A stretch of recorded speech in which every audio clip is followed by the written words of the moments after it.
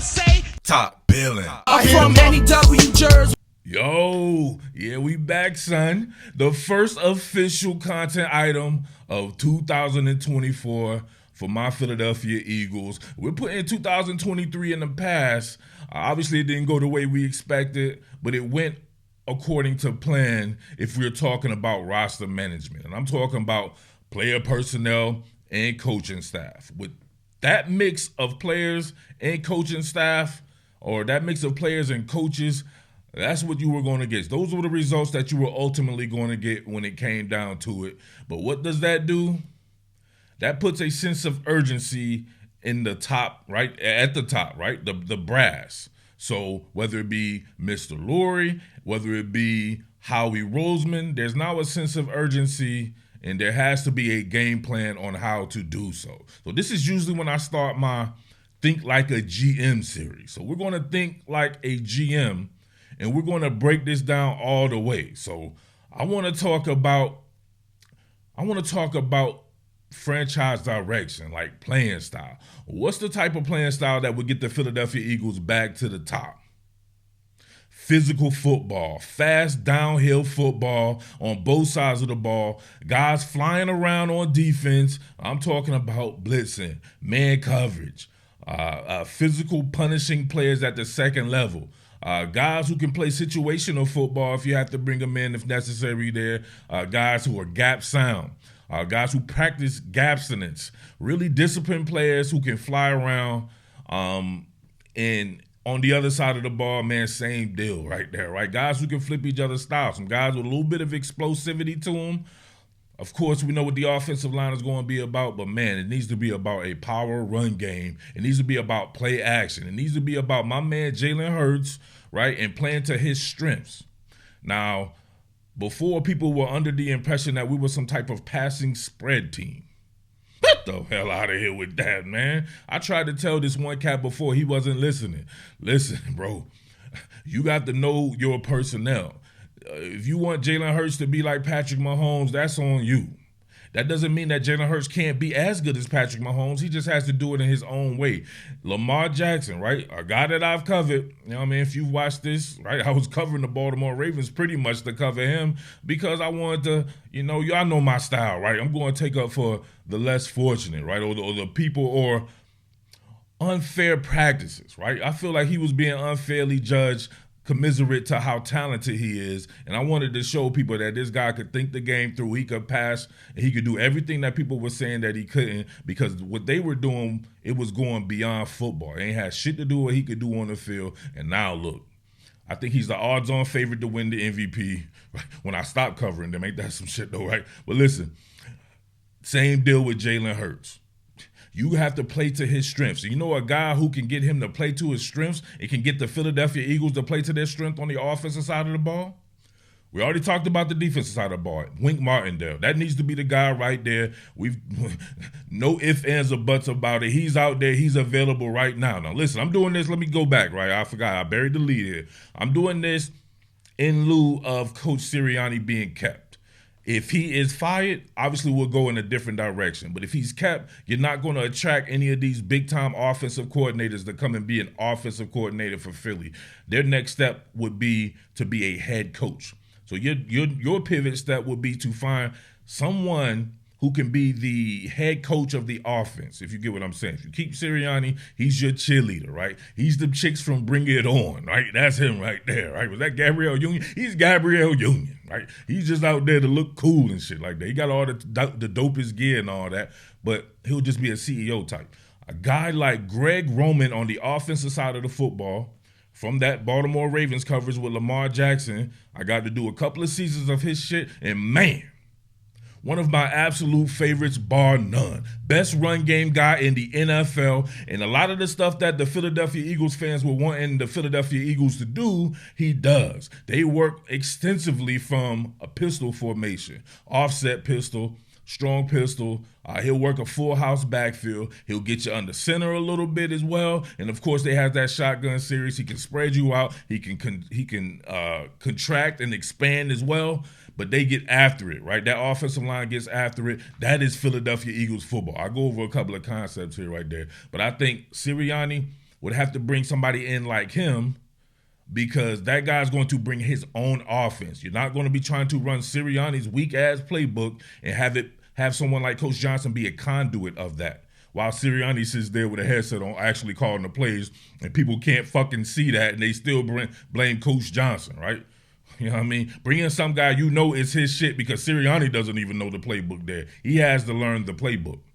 Greg Roman with Wink Martindale, you're essentially recreating the Baltimore Ravens via 2018 or whatever like that, to 2021, I believe, when they were together as both the offensive and defensive coordinator for the Ravens. And yeah, they had some really good results. Don't let people fool you, right? This Baltimore Ravens team is better, at least from the past couple of teams. For one, Lamar Jackson is not injured. He was able to play the entire season. Number two, they have way better talent than they had any other, especially under Greg Roman. They have better talent there. That rookie that they picked up, oh my God, he's going to be a superstar. They have Odell Beckham on that team. Rashad Bateman, he gets to be a number 2 or number 3 receiver. Mark Andrews actually got hurt, but when he played the bulk of the season, you still have that guy. And in my opinion, he's a 1A, 1B with Travis Kelce as the best tight end in the league there. Offensive line looked better. So, and then, of course, the running game as well. So Greg Roman is unfortunate. Lamar got hurt 2 years in a row. Only played 12 games 2 straight years. His last 2 years, Lamar Jackson played 12 games in one season and 12 games in the other season. Them's the breaks, my friend. And then they had their top 3 running backs get hurt 1 year, right? I think it was the 2021 season. That's where he was dealt right there. But as far as being an offensive coordinator, remember, he was the guy who was the offensive coordinator for your man Jim Harbaugh when they went to the Super Bowl with the San Francisco 49ers. So he's worked with Colin Kaepernick. He got Lamar Jackson an MVP award when Lamar's about to get another MVP, his second one now. And, of course, he could do wonders with someone like Jalen Hurts. Man, let's check out a few things here. All right, so I want you to look at a couple of things right here. This current Baltimore Ravens team, when I covered that team, the fans wanted to be more of a passing team when I was like telling them, like, man, you got to be who you are. Just be a better version of who you are. Look at the success that they're having this year with 52% run to 52.3 to 47.7 pass, highest in the league. They still do the Greg Roman shit, right? They're still on that Greg Roman time. You know why? Because John Harbaugh is the coach. That's the type of football that he wants to coach. He is the ultimate CEO coach. He's what Nick Sirianni thinks he is.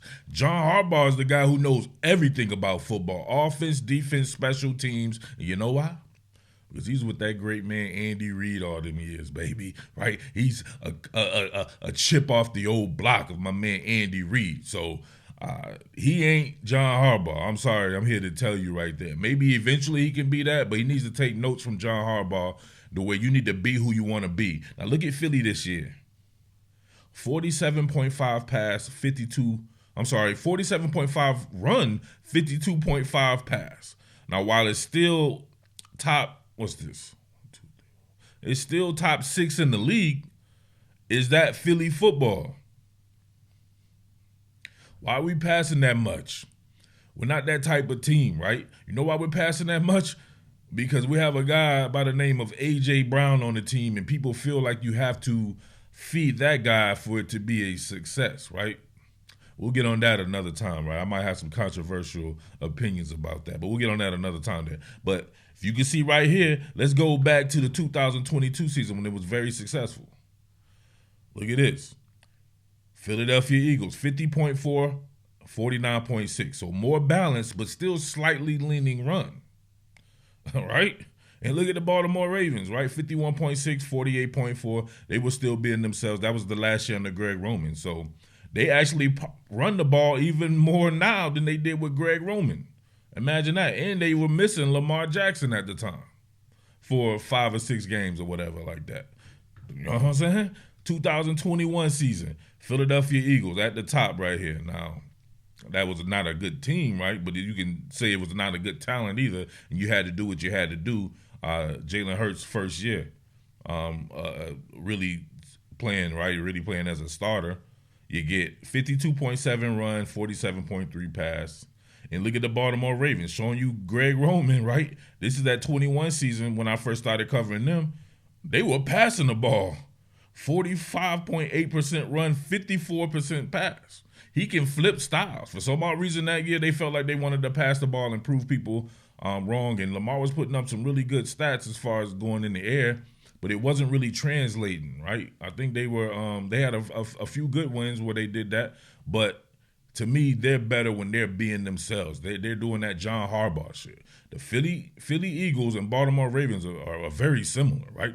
Even if you talk about, right, I live out in South Jersey, Philly area now. I've lived in Baltimore before. You talk about two very similar places to be, right? Those are the two, right? Those are the trenches right there, right? So you got to take the fabric of the city and be able to mold that into the team. And I think Baltimore does a great job of that under John Harbaugh. And Philly usually does a great job of that as well, except this particular season, right? Especially towards the latter part of the season. Now listen, it's not a film study, just a couple of concepts to get you familiar with certain aspects there. If he were to be hired, obviously I would go into a deep dive here. But I just want to show you a couple of sequences. Don't worry about the results of the play. You just see an under center back to the basket play action fake right here by Lamar. And then, of course, he starts doing Lamar things right there, right? And he gets splack a tie. Right here, after the splack a tie out, look at that. What do you have there? Pistol. Right? Going from being under center to being in the pistol. Is that not what Philadelphia Eagles fans been crying about, right? They want those two formations right there, a pistol and under center. And he did it on back-to-back plays. Imagine that. Here we go again. Back in the pistol. What do you have here? Look at that. Down blocks, trap blocks, getting downhill, explosive. And listen, this is what that, like their number 4 back, right? The number 4 back breaking camp had to be the starter in the regular season opener against the Las Vegas Raiders here. Yeah, right here, right? So you see the zone flow there, a combo at the point of attack right here. You get people, right, getting after it, right, slicing. Got that slice cross formation block here. What really gets this is, obviously, with the front-facing play-action fake, you could think Lamar has a chance to sprint out as well. So this is going to hold this backside guy right here. But you can see the combo blocks here. Everybody really getting after it. What about the Baltimore Ravens and Greg Roman teaches is, first of all, he's a tight end guy too, right? So he loves multiple tight ends in the game at the same time to help and assist with the run.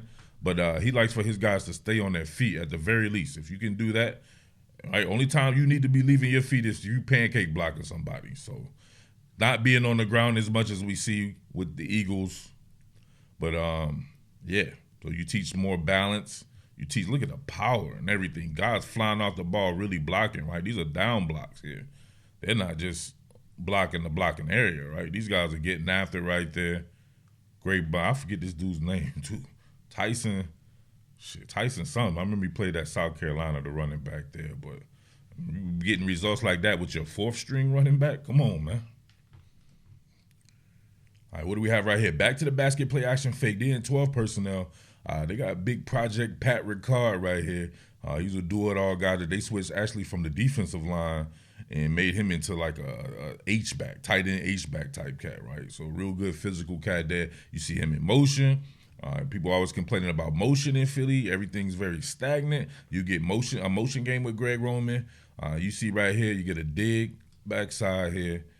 You get an over route working, and then you get quick curl here by Mandrews here right here with a back to the basket play action fake, I believe. Yep, back to the basket play action fake. Come in, walk up. Look at that shit, bro. Come on, man. What are we doing here? One more deal right here. Back to the basket. Play action fake there. As soon as that back foot hits, in rhythm, Lamar Jackson is shooting, right? Cock and fire. Bang, right to Hollywood Clown. And he gets there. Let's look at it from this angle right here. Look at that. You want to be a good play action team, you got to pull those guards, man. Watch this. You see him right there. Look, down block. They trapping. They trapping right here, right? Almost like a pin and pull, but it's play action. They don't give a damn. Look at that. That's hard. Bang. And you bring Project Pat in motion there to seal off. There, you got the Williams. Yeah, there you go right there. I think it's Tyson Williams.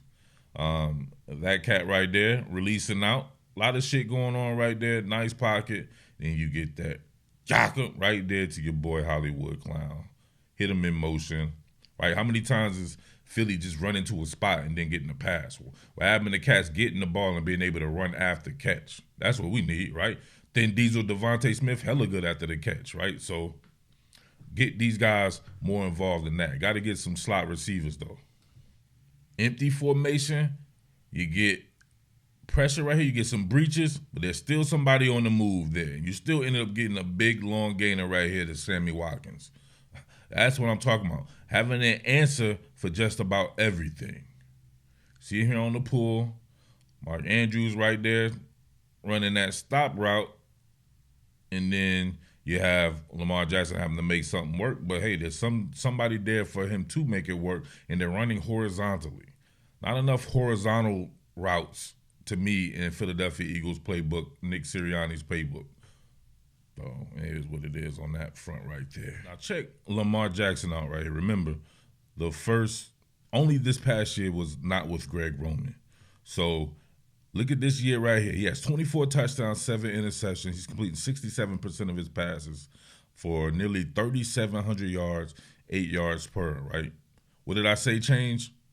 Yeah, Zay Flowers, Odell Beckham, Rashad Bateman. That is a crazy amount of talent for him. He always had really poor receivers to throw to. Hollywood Brown was pretty good, but other than that, bunch of Jags and nobodies, right? So keep that in mind. But under Greg Roman in 2019, his first MVP season, 66% completion percentage, 36 touchdowns, and just 6 interceptions with a 113 rating. He still had a higher rating than he has this season under Greg Roman, and that was his second season with not nearly as much talent. Think about that. And he got 1,200 yards rushing out of the dude. So Lamar ran a little bit less this year, 5.5 yards per, 6.9 back then. Don't let anybody tell you, people always sour on people. That's just what it is there. But Greg Roman coordinated some really good football and was able to make or help Lamar be himself or be an even better version of himself than he was at Louisville pretty much right away. Because remember, Joe Flacco played most of that first year there. He only had 7 games at the end of the year. Came back the next season as a starter and won MVP in his first full year of starting. All right, and he came back at 26-9. So he had even the follow-up season statistically was better than this season this year, with the 64.4% completion percentage. So there you have it. A yards discrepancy to me is because of the talent that he was throwing to. Let him have that talent back then with Greg Roman, shit would have been way different. But it's not like they were bad, right? Obviously, they went 13-2 that year too. They went 13-3 this year with the extra game, 13-2. So let me know, man. Oh hell no. So listen, I go and try to go on Google, right, to get a thumbnail picture of Greg Roman, and look at this. It says the Bears just interviewed him for a job, for an offensive coordinator job a day ago.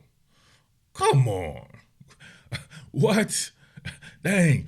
He was out of football last year, right? So I'm thinking to myself, I don't know, it just popped in my mind. I was like, Greg Roman, that would be absolutely perfect. If you're thinking about OCs who probably could stick around for a few years, probably won't get a head coach job, I think Greg Roman is that guy. So he popped in my head. I love his style of ball and all that. And look at that.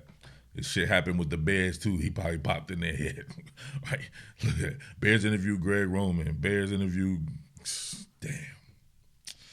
Whew. I don't know, man. That damn Bears, man. So that's why you got to get on the ball, man. They need to go ahead. And I saw where it says that Lurie and Sirianni meeting on Wednesday today. So hopefully, I'm saying, I don't know. If he's kept, pivot quickly to Greg Roman and interview him as well, man, before the Bears pull the trigger on him. But we'll go through some more guys right there. But I think I should probably just wait till something's going on with Sirianni, that we can know if we can go the head coaching route, or we can just go the coordinator route. All right? Your boy Jersey Murph, as always, man. Much love to everybody out there in the Philadelphia metropolitan area. Big love to South Jersey, man. Shout outs to Burlington County. Shout outs to Camden County. Shout outs to Camden itself. Of course, Atlantic City. Was just in Atlantic City over the weekend, baby. Big love to Atlantic City. Of course, Millville, Bridgeton, Violin. We in the building. And much love to Pennsville, Pennsauken, Salem, everybody, man. Much love out there. Elkton, Maryland, stand up. Newcastle, Delaware, everybody, man. The entire Delaware and the entire Philly, South Philly, what up?